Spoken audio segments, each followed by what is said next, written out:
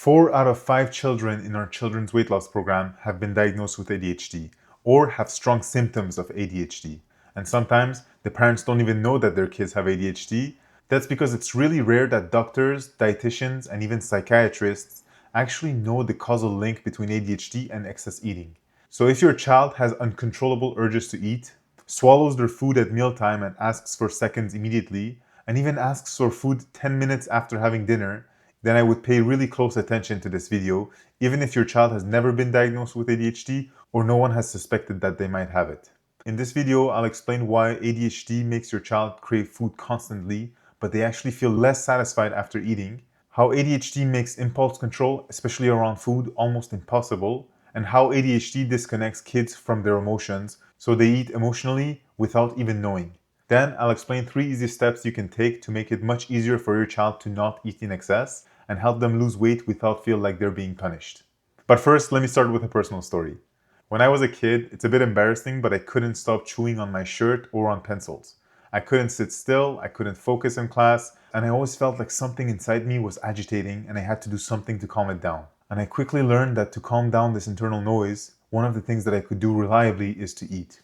So I would eat constantly, and often in secret because I didn't want to feel any judgment about it. But because I got good grades in school, no one suspected anything was off. Not teachers, not my parents. No one was really questioning why I was more focused on painting on my desk or actually scratching the paint off the wall next to my desk instead of listening and taking notes in class. So it turns out that I simply had ADHD. And I didn't know this until I got diagnosed in late adulthood, and part of me is actually happy that I didn't know that I had ADHD because I grew up without knowing that I had anything wrong with me. But I really wish that my parents knew so that they could help me with some of the strategies that I'm about to share with you. So let's get into how exactly ADHD is linked with excess weight. And by the way, none of this is medical advice. Please consult with your doctor or psychiatrist before making any changes, especially when it comes to things like medication. So first, let's understand why ADHD makes your child crave food constantly, but actually makes them feel less satisfied when they're eating. To explain why this happens, we have to start with dopamine. Dopamine is essentially your brain's reward chemical.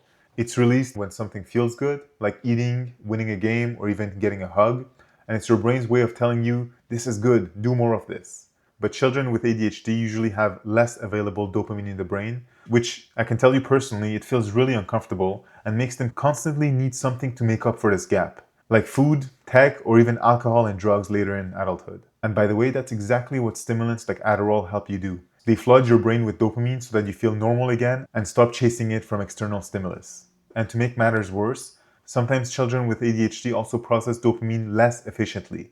So, for example, when you're eating chocolate, you actually get less satisfied from eating it than a neurotypical person would. And because of this dopamine being processed less efficiently, most things in life simply don't give you enough satisfaction, which is why a lot of kids and even adults with ADHD have a hard time getting motivated to do anything, because their brain is doing a calculation that the effort is simply not worth the reward in terms of dopamine for most things in life. But what can give you a large amount of dopamine with very little effort as a kid? Of course, it's food, especially the sugary and processed kind. But here's the tricky thing. When a neurotypical child will eat 1 cookie and feel satisfied, a child with ADHD will crave and want to eat 4 cookies, and they can still feel less satisfied than that kid eating 1 cookie. And if they're eating while distracted, like watching TV or playing on a tablet, that dopamine hit gets even weaker. Basically, the brain barely registers what you're eating, and you keep eating well beyond satiety, without actually ever feeling full.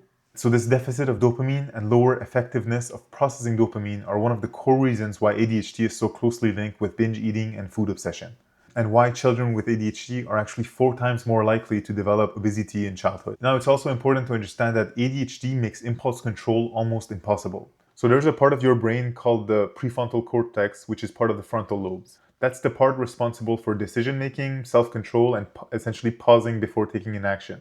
In ADHD, this part of the brain is actually underactive.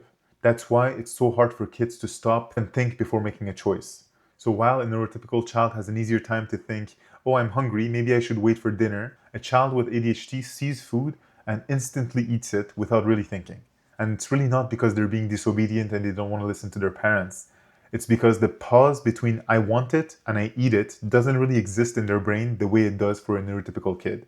This shows up in all kinds of ways. Constant grazing throughout the day, finishing their plate before they've even sat down, and sneaking snacks when no one is looking. And the worst part is that they actually feel guilty after, but they can't seem to stop themselves. And it's usually because we're asking them to use willpower and their brain is literally not able to. Now, the third thing that is really important for you to understand, maybe even the most important, is how ADHD disconnects you from your emotions. So you can eat emotionally without even knowing it. And this is something that most professionals completely miss.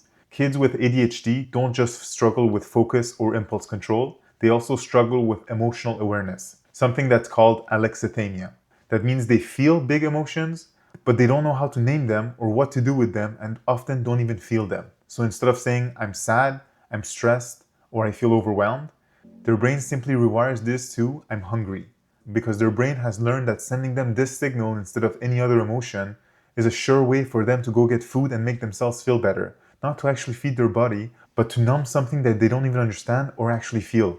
And I can't tell you how many times I've worked with families where a child binges at night or eats in secret, and the parent says, I can't understand how they're just so hungry all the time. But when we actually dig deeper, it turns out that they were stressed from school or embarrassed about something that happened earlier, or just bored and restless and didn't really know what to do with that emotion. And sadly, like it was in my case, the emotion can actually be something deeper. Something like being bullied in school, losing someone you love in childhood, or constant fighting at home, divorce, financial stress, or any other reason, which is something I see unfortunately all the time.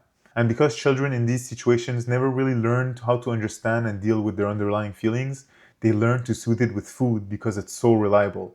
And that's how emotional eating starts. And for kids with ADHD, it can become their default coping mechanism before they even know what emotions are. So, what can you actually do to help if you feel like some of the things I said relate to your kid?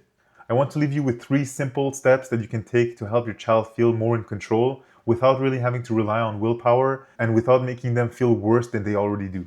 Step 1 is you want to actually rewire their dopamine from food with an alternative source of dopamine. The sad thing is, especially if your child has ADHD, you can't really eliminate their craving for dopamine, but you can redirect it. That means helping them and their brain associate this dopamine seeking behavior with getting them from other activities rather than food. And there are typically 5 categories of things you can do to help them. One of them is simply to get them to play something. So either it's Legos, Minecraft, or playing with their dolls. Another thing is to socialize, talking with you, talking with their friend, talking with anyone, or spending time with a pet. Another one is touch. So if your child loves to hug or cuddle, then this is something that can make them feel better instantly without relying on food. Another one is creativity. So if your child is creative, they like to draw, they like to build Legos again, or play something like Minecraft, which is really creative, then this can help them. And the last one is exercise. So dancing, playing tag, playing a sport, just running around, or even doing a short race with them. And often the more of these you combine together, the better it is. So for example, tag combines social, play, and exercise, which is a great way for them to get the dopamine that they need. And the tricky thing is, the reward from this activity has to happen really quickly.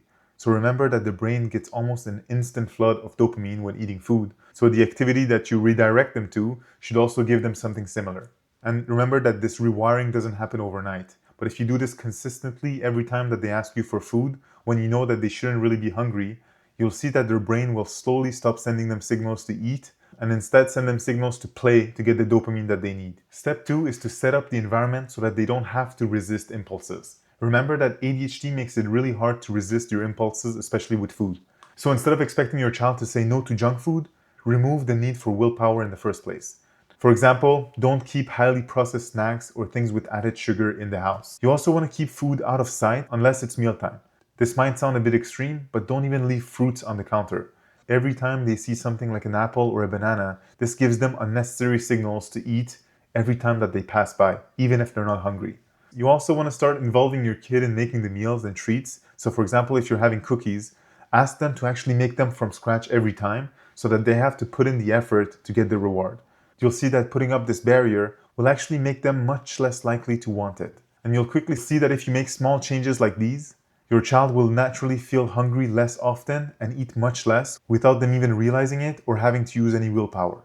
The last step is you want to help them understand and label their own emotions. This is probably the most important one for all aspects of their lives. If your child eats emotionally but don't know that they're being emotional, your job is to help them build that awareness. You can first start by modeling it yourself. So for example, you can say, I really felt overwhelmed today, so my brain is telling me to go eat something, but instead I went for a walk and I actually felt better without needing the snack. And you should also help your child become more aware of their emotions right before eating. So if your child is coming to you and asking you for food, Ask them, is the feeling that you have hunger or is there something else going on? Ask them to really pause and notice what's going on internally and differentiate the feeling of hunger with all the other emotions. It's also really important that you don't make them feel judged while doing this. You want to kind of approach it with a sense of curiosity and openness and really invite them to become more aware of their own internal world without feeling like they're being shamed. You'll see that even that small amount of reflection applied consistently is what will help them build emotional intelligence and slowly rewire their automatic pattern of emotional eating.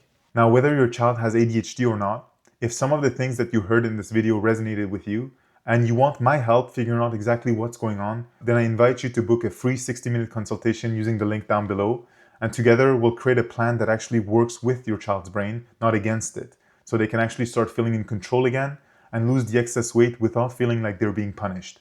And subscribe to my channel if you want to support my work or if you want to learn more about all the causes of excess weight in your child and learn the strategies that actually work.